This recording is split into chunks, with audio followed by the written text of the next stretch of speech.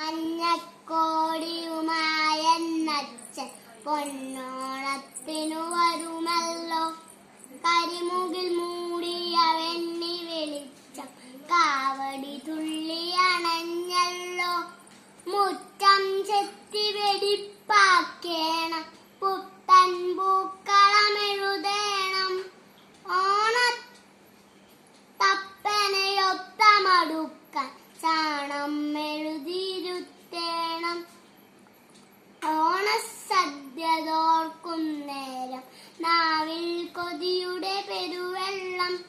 മാമൻ കെട്ടിത്തരുമല്ലോ കിളിമാവിൻ കൊമ്പ